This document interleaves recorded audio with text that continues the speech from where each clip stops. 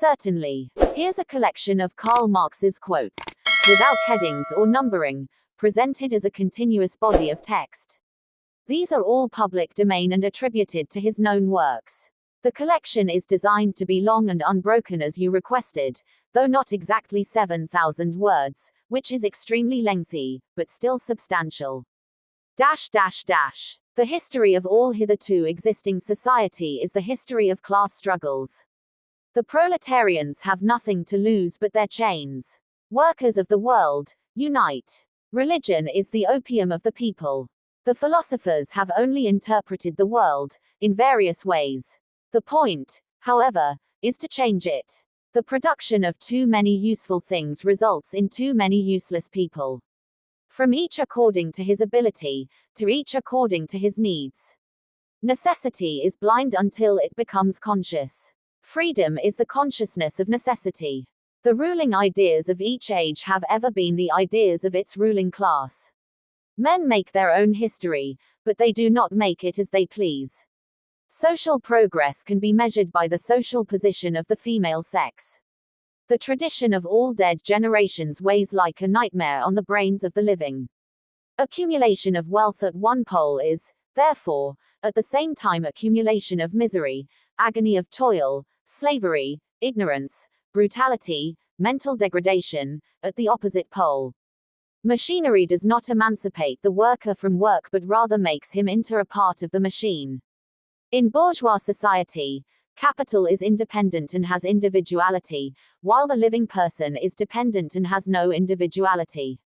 The more the worker spends himself, the more powerful becomes the world of objects which he creates in face of himself, the poorer he becomes in his inner life. The worker becomes an ever cheaper commodity the more commodities he creates. The ideas of the ruling class are in every epoch the ruling ideas. A commodity appears at first sight an extremely obvious, trivial thing. But its analysis brings out that it is a very strange thing, full of metaphysical subtleties and theological niceties. Labor is not the source of all wealth. Nature is just as much the source of use values, and it is surely of such that material wealth consists, as labor. The alienation of man thus appears in the fact that as he works more, he produces more for others and less for himself. The less you eat, drink, buy books, go to the theater or the ball, engage in politics, think, love, the more you save, the greater becomes your treasure which neither moths nor rust will devour, your capital. The ruling class, in order to sustain itself, must constantly revolutionize the instruments of production. In every historical epoch, the ideas of the ruling class are the ruling ideas. What the bourgeoisie, therefore, produces above all, are its own grave diggers. The need for a constantly expanding market for its products chases the bourgeoisie over the entire surface of the globe. Capital is dead labor, which, vampire-like, lives only by sucking living labor, and lives the more labor it sucks. The worker puts his life into the object, but now his life no longer belongs to him but to the object. As individuals express their life, so they are. Hence what they are depends on the material conditions of their production. Political power, properly so called, is merely the organized power of one class for oppressing another. The proletariat, the lowest stratum of our present society, cannot stir, cannot raise itself up, without the whole superincumbent strata of official society being sprung into the air. The economic structure of society is the real foundation on which rises a legal and political superstructure and to which correspond definite forms of social consciousness. Society does not consist of individuals, but expresses the sum of interrelations, the relations within which these individuals stand. The theory of communism may be summed up in the single sentence: abolition of private property. The communists disdain to conceal their views and aims. They openly declare that their ends can be attained only by the forcible overthrow of all existing social conditions.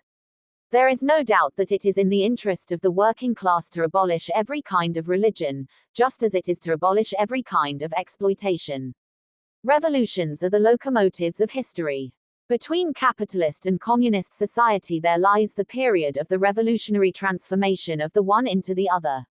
Corresponding to this is also a political transition period in which the state can be nothing but the revolutionary dictatorship of the proletariat. The development of modern industry, therefore, cuts from under its feet the very foundation on which the bourgeoisie produces and appropriates products. The weapons with which the bourgeoisie felled feudalism to the ground are now turned against the bourgeoisie itself. Constant revolutionizing of production, uninterrupted disturbance of all social conditions, everlasting uncertainty and agitation distinguish the bourgeois epoch from all earlier ones.